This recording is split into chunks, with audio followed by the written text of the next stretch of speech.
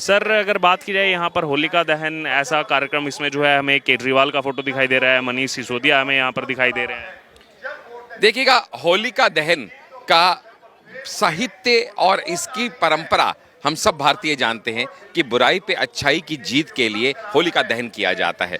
यहाँ पे इस समय दिल्ली वासी जिस आपके भ्रष्टाचार से पीड़ित है, दुखी हैं, उस भ्रष्टाचार को नाश करने के लिए एक सिंबॉलिकली यहाँ पे होलिका दहन का हमने यहाँ प्रोग्राम रखा है। भारतीय जनता पार्टी पूरी दिल्ली में हर जिले में हर विधानसभा में इसका कार्यक्रम कर रही है। 70 विधानसभा हैं और 70 के 70 विधानसभा में ये कार्यक्रम किया जा रहा है, क्योंकि असल में इतना भ्रष्टाचार आज तक दिल्ली ने ना देखा ना सुना कि जहां ये आम आदमी पार्टी, जिसको आप शॉर्ट फॉर्म में AAP के नाम से जानते हैं, ये आम आदमी पार्टी नहीं है, ये अराजक, ये अनैतिक पार्टी बन चुकी है। तो इसका नया नाम अराजक अनैतिक पार्टी है, क्योंकि ये अनैतिकता की सारी हदें पार कर चुकी है। इसको पहले तो कोरोना के टाइम पे नई शराब नीति लेके आनी है, जिस टाइम लोगों के पास खाने को रोटी नहीं, ऑक्सीजन नहीं जिंदा रहने के लिए, उस समय ये दूध लोगों के घर नहीं दे पाए, शराब 1+1 देने का इन्होंने काम शुरू किया। इतनी अनैतिकता। उसके बाद ये कहते हैं हम आपके देश की संस्कृति को खत्म कर देंगे, आपकी माओ बहनों को भी दारू से लिप्त कर देंगे, पूरी दिल्ली को हम शराबमय बना देंगे, पिंक ठेके खोल दिए। ये कहते हैं बच्चों का भविष्य हम शराब में डुबो देंगे, इसलिए उनकी उम्र शराब पीने की कम कर दी।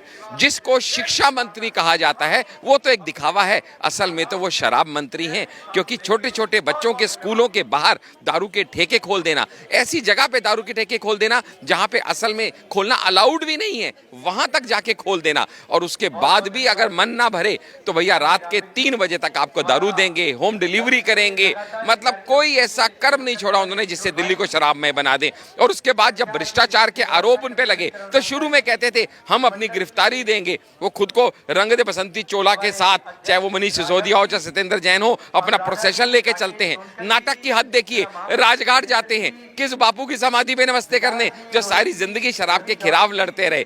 उसके बाद जब गिरफ्तारी हो जाती है, पहले कहते हैं हम गिरफ्तारी देंगे, फिर जब गिरफ्तारी हो जाती है तो दर दर भागते हैं, सुप्रीम कोर्ट भागते हैं, वहां से फटकार मिलती है, जमानत नहीं मिलती तो हाई कोर्ट भागते हैं। अभी भी मन नहीं भरता तो छोटे छोटे बच्चों से चिट्ठियां लिखवानी शुरू करते हैं कि मनीष अंकल हम आपके साथ हैं, आप तो बहुत अच्छे हैं। यानी पॉलिटिक्स में बच्चों का इस्तेमाल, थोड़ा टाइम पहले आपके दर्शकों ने लेफ्ट पार्टीज द्वारा देखा होगा जहां पे जुलूसों में, प्रोसेशंस में बच्चों का इस्तेमाल किया गया था। अब ये अराजक पार्टी भी यही करने पे उतर आई है, अनैतिकता की सारी हदें पार कर चुकी है ये आम आदमी पार्टी। सर इसी बीच अगर बात की जाए तो लगातार जब से मनीष सिसोदिया गिरफ्तार हुए हैं तो पूरा का पूरा दिल्ली में जो प्रोटेस्ट है उसको संजय सिंह लीड कर रहे हैं, राज्यसभा जो सांसद है, क्योंकि केजरीवाल तो कभी कर्नाटक में रैली कर रहे हैं, अभी रायपुर में छत्तीसगढ़ में चुनाव है वहां व्यस्त है।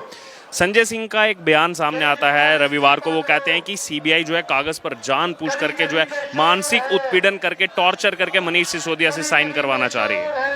देखिए ऐसा है, ये तो सब जानते हैं कि जब आदमी फंस जाता है ना तो वो पॉलिटिकल वेंडेटा मेरे ऊपर किया जा रहा है, मुझे फंसाने का प्रयास किया जा रहा है, सीबीआई ईडी सब मिले हुए हैं, इस तरह की नाटकबाजी शुरू कर देते हैं। लेकिन सत्य क्या है वो सब जानते हैं।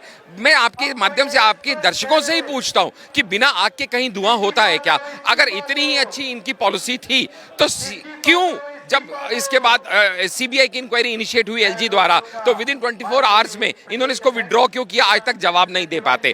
मनीष सिसोदिया इतने ही साफ सीधे सच्चे हैं तो क्यों उनको 7 मोबाइल नंबर चेंज करने पड़े, और वो भी चेंज करने के बाद डिस्ट्रॉय करने पड़े? इस केस से जुड़े 170 मोबाइल नंबर क्यों डिस्ट्रॉय किए गए? इनमें से किसी सवाल का उनके पास जवाब नहीं है। और जब सरकारी गवाह बन गया वो कर्मचारी जिसके सामने सारी मीटिंग्स हुई थी और उसने बता दिया कि मीटिंग में कौन कौन उपस्थित था, और जहां 2% से बढ़ा के 12% तक कमीशन डिस्ट्रीब्यूटर्स की गई और इस कंडीशन पे की गई कि इसका 6% आपने हमें वापस करना है, उनके लाइसेंस फीस माफ की गई।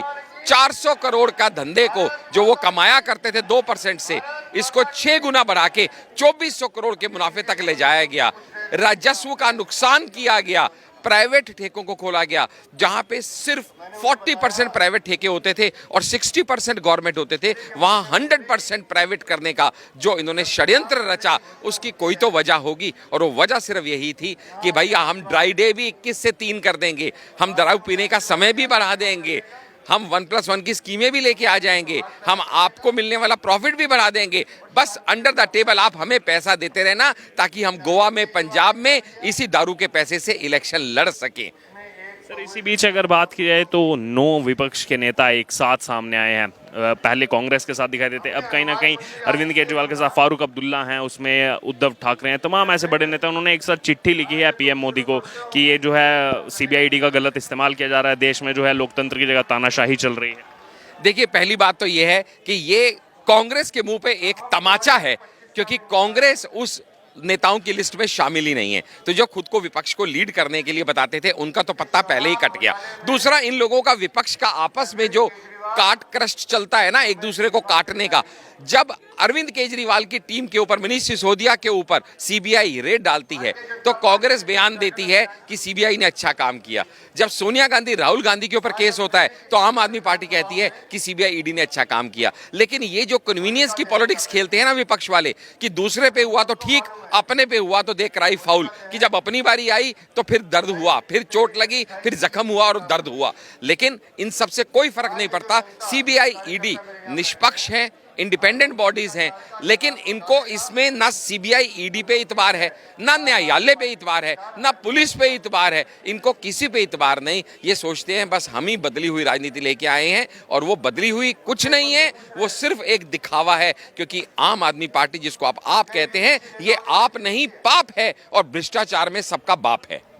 इसी बीच अगर बात की जाए तो कुछ ये भी सूत्रों के हवाले से खबर आ रही है कि मनीष सिसोदिया ने कुछ जो है शर्तें रखी थी केजरीवाल के सामने कि अगर मैं जेल जाता हूं तो किसी को डिप्टी सीएम ना बनाया जाए, देश भर में प्रोटेस्ट हो, जो है विपक्ष को साथ में लेकर जो है चिट्ठी लिखी जाए। ये खबर सामने आ रही है कि पहले से ही ये जो है प्लॉट किया गया था। देखिए, प्लॉट की तो इंतहा आपके दर्शक इससे समझ सकते हैं कि जैसे मनीष सिसोदिया को सीबीआई कोर्ट से वहां से लेके जाया गया, एक लेटर आता है रेजिग्नेशन का, और वो लेटर आता है केजरीवाल के नाम। लेटर किसका है? मनीष सिसोदिया का। उनको तो लेटर लिखने का समय नहीं मिला, तो वो ड्राफ्टेड लेटर पहले से तैयार था, जिसका सबसे बड़ा सबूत ये है कि उस लेटर के ऊपर कहीं कोई डेट भी नहीं है। आपके दर्शक गूगल कर सकते हैं, विकिपीडिया पे जाके देख सकते हैं, आप भी उनको दिखाते रहते हैं अपने चैनल के माध्यम से। अब वो ऐसा लेटर है जिसपे डेट नहीं है, जिसमें केजरीवाल को इस तरह से दिखाया गया है कि ये सर आपको फंसाने की कोशिश की जा रही है, मैं तो मोहरा हूं, असल निशाना तो आप हैं। और ये सब करने के बाद आप सोचिएगा, केजरीवाल और सिसोदिया हैंड इन ग्लव हैं, लेफ्ट और राइट हैंड है एक दूसरे के। क्यों ट्वीट करने की जरूरत पड़ रही है केजरीवाल को, ये कहते हुए कि सिसोदिया जी आप चिंता मत कीजिएगा, आपके परिवार का हम ध्यान रखेंगे। ये कहीं ना कहीं एक इशारा है कि भाई साहब, कुछ भी ऊटपटांग बोलने से पहले सोच लीजिएगा, आप तो अंदर पुलिस के पास सुरक्षित हैं, लेकिन आपका परिवार यहीं बाहर है। ये राजनीति है साहब, गंदा है पर धंधा है ये। यहाँ बहुत से लोग कुछ और कह के आते हैं और कुछ और करने में लग जाते हैं, सफाई करने के लिए आते हैं और गंद फैलाने लग जाते हैं। आम आदमी पार्टी ने भी यही किया है, कुछ ना कुछ करके। आप ही देखिएगा, आप क्या दर्शकों के मतलब एक कान खड़े नहीं होते हैं कि इतना पावरफुल आदमी अरविंद केजरीवाल, जो कि पूरी आम आदमी पार्टी का रिंग लीडर है, सब जानते हैं ये सब तो मोहरे हैं, इन मोहरों की तार खींचने वाला कौन है? ये सब तो सर्कस के पात्र हैं, इनका रिंग लीडर कौन है? और वो जो रिंग लीडर मोस्ट पावरफुल आदमी है, उसके अपने पास कोई डिपार्टमेंट नहीं है साहब। ये संयोग नहीं, ये प्रयोग है, क्योंकि उसको सबसे गलत काम कराने हैं, सबसे उल्टे कांड कराने हैं, और उसके बाद फंसे तो वो फंसे, ये आदमी क्लीन चिट रहे। लेकिन जब पैसा आएगा तो सबसे पहले पैसा इसी के पास जाएगा। ये सब बहुत गहरे षड्यंत्र है। जिस आदमी ने अपने गुरु तक को नहीं छोड़ा, अपने पुराने साथियों को नहीं छोड़ा, वो अपने नए साथियों को बलि कैसे नहीं चढ़ाएगा? ये सोचने का विषय आम आदमी पार्टी के लिए है, हमारे और आपके लिए नहीं। उनके अपने साथियों को सोचना होगा कि वो किसके साथ हैं, क्यों हैं और कब तक सुरक्षित हैं। क्योंकि बकरे की मां कब तक खैर मनाएगी? आज नहीं तो कल ईडी, सीबीआई, न्यायालय के हत्थे चढ़ जाएगी।